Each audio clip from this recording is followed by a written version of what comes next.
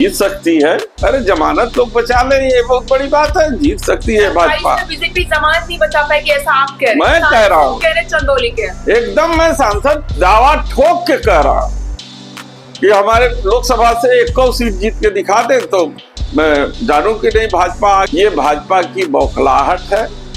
जब कोई मुद्दा उनके पास नहीं है, न महंगाई के मुद्दे पर, न बेरोजगारी के मुद्दे पर, न ही विकास के मुद्दे पर, उनके पास जब कहने के लिए कुछ नहीं बचता है तो वही जातिगत, धर्मगत, हिंदू मुसलमान, ये सब बातें करके लोगों को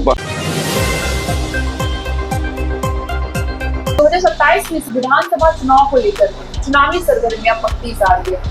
इस बात को लेकर के पक्ष और विपक्ष में वाद विवाद का सिलसिला लगातार जारी है। जहां 2024 चुनाव को लेकर के बीजेपी अपने बेहाल हालत को सुधारने में लगी हुई है, तो वही पक्ष एड़ी चोटी का जोर लगाने की 2027 चुनाव में बीजेपी का चुहरा साफ कर रही है। इन्हीं सब मुद्दों पे बातचीत करने के लिए हमारे साथ जुड़ चुके हैं चंदौली के सपा सांसद वीरेंद्र सिंह जी। आपका बहुत बहुत स्वागत है हमारे समाचार में। 2027 चुनाव वाद विवाद काफी है। अभी हाल ही में अखिलेश यादव ने भी बयान दिया था मठाधीश वाले बयान पे, जिसपे कि भाजपा के लोगों ने उनका पुतला भी फूका, तो अभी भी जारी है अखिलेश यादव जी माफी मांगे, तो क्या कहना चाहेंगे आप? देखिए, भारतीय जनता पार्टी के पास कोई मुद्दा नहीं रह गया है। जब से 2024 का चुनाव हुआ है, राष्ट्रीय अध्यक्ष जी के नेतृत्व में इंडिया गठबंधन ने भारतीय जनता पार्टी के प्रत्याशियों को करारी मात दे करके यहाँ पर भारी विजय प्राप्त की है। तब से भारतीय जनता पार्टी पीडीए की काट खोजने के लिए लगातार तरह तरह के प्रयास कर रही है। ये जो बयानबाजी है उसी प्रयास का एक तरीका है और जिसको जनमानस समझ रहा है। और चूंकि हम विपक्ष में हैं, जब हमारे ऊपर आरोप लगता है तो हमारा नेतृत्व उसका जवाब देना लाजमी समझता है, वो देता है। और हम आगे जितना भी वो सवाल खड़ा करेंगे, जो भी मुद्दे उठाएंगे, उस पर हम करारा जवाब देने के लिए प्रतिबद्ध हैं। आपने बोला आरोप लगते हैं, तो हाल ही में बीजेपी के वरिष्ठ नेता ने आरोप लगाया था कि जो दबंगों के साथ जो अपनी सरकार चलाते थे उनको हर एनकाउंटर फर्जी ही लगेगा। अब आप मेरे ही चुनाव क्षेत्र में देख लीजिए कि दबंग किसके साथ है। आप अनुमान लीजिए, मैं नाम लेकर के उन लोगों को महिमा मंडित नहीं करना चाहता, लेकिन सब जनता जानती है कि जितने माफिया, दबंग, हर तरह के गैर कानूनी काम करने वाले लोग सब भारतीय जनता पार्टी के साथ थे। लेकिन इसके बावजूद क्षेत्र की जनता ने एक राजनीतिक जनप्रतिनिधि को चुना और आज उसके परिणाम स्वरूप मैं सांसद के रूप में आपके बीच खड़ा हूँ। सपा सुप्रीमो अखिलेश यादव जी का एक बयान आया था हाल ही में कि बीजेपी सरकार संविधान को खत्म नहीं कर पा रही, तो वो आरक्षण को अलग अलग तरीकों से तोड़ना चाहती है। अच्छा, ये बताइए कि जो उन्होंने 400 पार का नारा लगाया था, तो 400 पार का नारा यदि सफल हो जाता तो निश्चित रूप से आज संविधान बदल जाता। ये 1 नेशन और 1 इलेक्शन क्या है? ये संविधान के अनुरूप है हमारे। ये इंगित करता है कि हमारे देश का जो लोकतांत्रिक ढांचा है, जिसको बाबा भीमराव अंबेडकर साहब ने सत्ता का विकेंद्रीकरण करते हुए राज्यों को एक अलग अधिकार दिया है और केंद्र को अलग अधिकार दिया है, तो देश हमारा संघीय ढांचा के रूप में खड़ा है, जिसमें हर वर्ग, हर जाति, हर प्रदेश, हर गांव का सबका अपना अपना अधिकार सुनिश्चित है।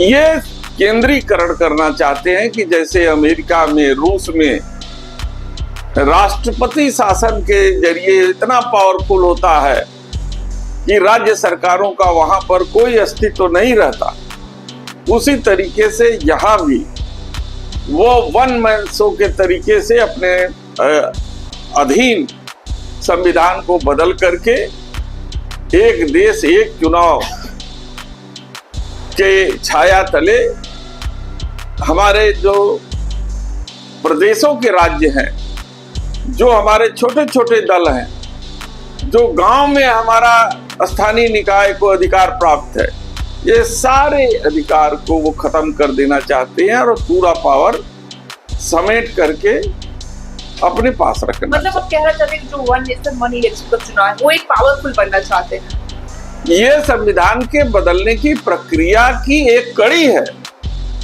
जो बाबा साहब ने लिखा है, और इनकी साजिश पर्दाफाश हो गई है और इसको हम सब कामयाब नहीं होने देंगे। देखिए, आरक्षण की बात पे वो कहते हैं कि हम सबको समान रखना चाहते हैं, इसमें कोई उच्च नीच जात पात का भेदभाव ही नहीं रहेगा। जिन जाति के लोगों के, उनके परिवार के लोगों को, उनके दादाओं को कई पीढ़ियों से आदमी ही नहीं समझा गया, उन्हें न पूजा का अधिकार था, न जिस घाट पर एक जाति विशेष का व्यक्ति स्नान करता था उस घाट पर न उनके बच्चों को नहाने का अधिकार था, न उस घाट से पानी पीने का अधिकार था। यहाँ तक कि उनके पीठ में पीछे झाड़ू बांध दिया जाता था कि गरीब के पैरों के निशान न पड़े, नहीं तो एक जाति विशेष के लोग अपवित्र हो जाएंगे। इतने दिनों से दबे कुचले लोगों का हक और अधिकार यदि देने की कोशिश बाबा भीमराव अम्बेडकर जी के नेतृत्व में जो संविधान दे रही है, और उस संविधान को और मजबूत करने के लिए जो हमारे नेता, राष्ट्रीय नेता आदरणीय अखिलेश जी ने जो पीडीए प्लेटफॉर्म का निर्माण किया है, केवल जाति गठबंधन का प्लेटफॉर्म नहीं है, ये प्लेटफॉर्म वह है जहां से पर समाज के उन तबकों का जिनको अभी तक हक हकूक में हिस्सेदारी नहीं मिल पाई है, उनको सम्मान तक नहीं मिल पाया है, उनके अधिकार और उनके साथ न्याय दिलाने का जो ये प्लेटफॉर्म है वो पीडीए प्लेटफॉर्म है, जिसको बदनाम करने के लिए लोग जाति में बांट देते हैं। वो जाति का प्लेटफॉर्म नहीं है। समानता अब दे रही, वो तो बात कर रहे हैं कि आरक्षण खत्म करके हम समानता की बात करेंगे ना। तो समानता तब करिए ना जब उनको पढ़ने का बराबर का अधिकार दीजिए।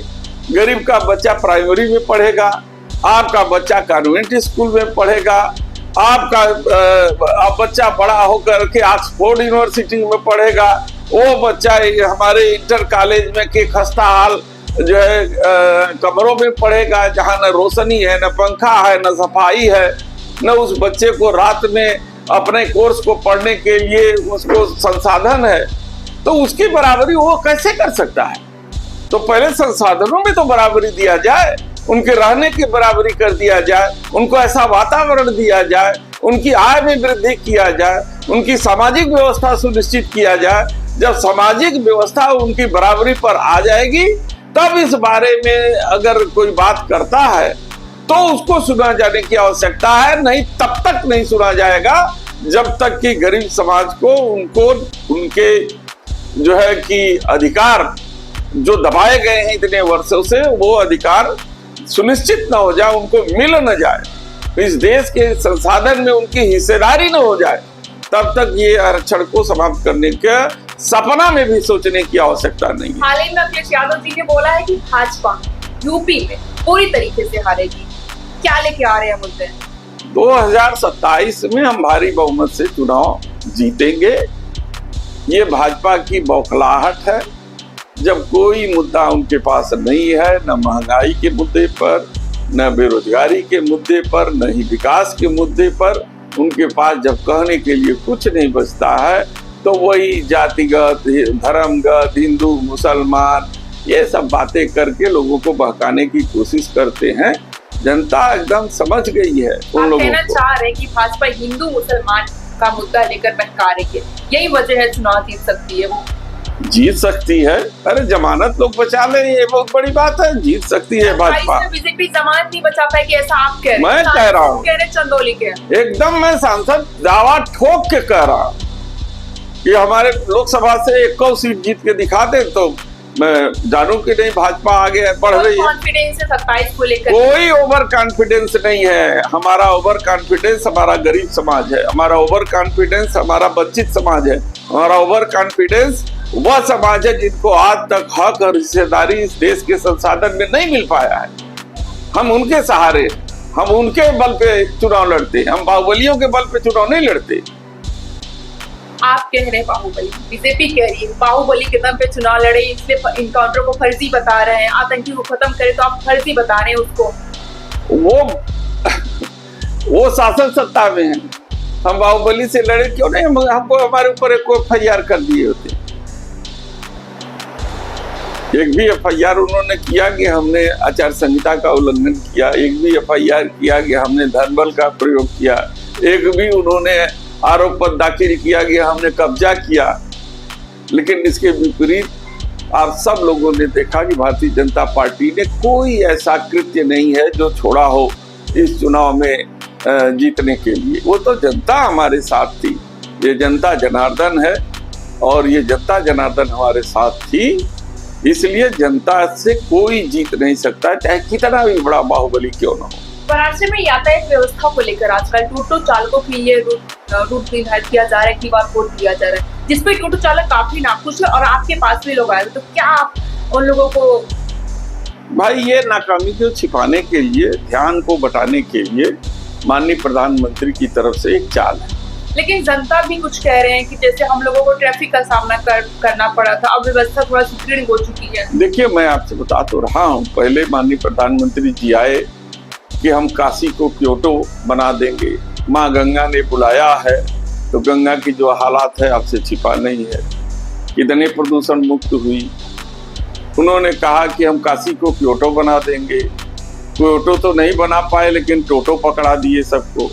अब जब टोटो लेकर के हमारे जो गरीब परिवार के लोग अपने रोजी रोटी में जब कमाने के लिए अपना मेहनत कर रहे थे, तो ये भी उनको भा नहीं रहा था, क्योंकि बड़े लोगों की पार्टी है, इनको अंबानी की चिंता है, इनको अडानी की चिंता है, उन धनाढ्य व्यापारियों की चिंता है जिनकी 4 पहिए की बड़ी बड़ी गाड़ी जाने में शहर में जिसको परेशानी होती है, उनको रिक्शा वालों से तकलीफ है, उनसे टोटो से तकलीफ है, उनसे पैदल चलने वाले लोगों से तकलीफ है, साइकिल वालों से तकलीफ है।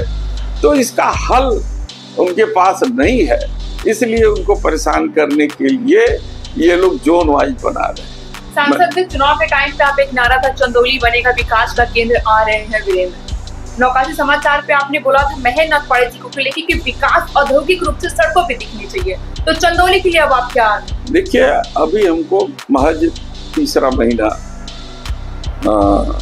सांसद हुआ, आपने सदन के अंदर हमारे परफॉर्मेंस को देखा कि किसानों के मुद्दे को, गरीबों के मुद्दे को, नौजवानों को, बेरोजगारों के मुद्दे को हम वहाँ पर बड़े मजबूती के साथ उनकी बात को उठाते रहे। और अभी हमारा धीरे धीरे लिखा पढ़ी सारी चीजें हम इसको करते जा रहे हैं। करना सरकार को है, हमारा काम है उनके ऊपर दबाव बनाना, हमारा काम है उनसे काम लेना। आप आश्चर्य होंगे कि 10 साल से जो प्रधानमंत्री ग्रामीण सड़क योजना थी, जिसमें एक एक ब्लॉक में 10-10 करोड़ रुपया भारत सरकार देती थी, पूरे चंदौली जनपद में पोर्टल तक 10 साल में नहीं खुला। अब काम करने की तो बातें छोड़ दीजिए, क्योंकि उनको मालूम है कि काम करने कराने से वोट तो मिलता नहीं, वोट बाहुबलियों के जरिए मिलता है या नारों के साथ मिलता है। वो सबको बेरोजगार रखना चाहते हैं, ये बेरोजगार रहेंगे हमारे नौजवान, तब वो पगड़ी बांध करके झंडा उठा करके भारतीय जनता पार्टी का नारा लगाएंगे, और वो उनका इस्तेमाल उसी रूप में करना चाहते हैं। मतलब आप कह रहे हैं कि युवाएं बेरोजगार हैं? एकदम बेरोजगार है, अपना नारा लगवाने के लिए बेरोजगार कर रही है। ये जानबूझ करके भारतीय जनता पार्टी बेरोजगार रखी हुई है, ये मेरा आरोप है। केवल अपना नारा, अपना झंडा, अपना डंडा और अपनी भीड़ इकट्ठा करने के लिए नौजवानों का उपयोग करती है, उनके रोजी रोजगार में किसी भी प्रकार का कोई चिंता नहीं। बहुत बहुत धन्यवाद। तो ये थे सपा से सांसद चंदौली के वीरेंद्र सिंह जी। इनका ऐसा कहने की 2027 चुनाव में बीजेपी का जमानत जब्त हो जाएगा। अब ये देखना काफी दिलचस्प होगा कि 2027 में क्या सच में बीजेपी का पूरा साथ होगा, क्या जो विपक्ष एड़ी चोटी का जोड़ लगा रही है वो सफलता मिलेगी। ऐसे तमाम मुद्दों के साथ बने रहिए नौकाशी समाचार। शहरी जन की आवाज नौकाशी समाचार, ऐसे तमाम खबरों के लिए बने रहिए हमारे साथ।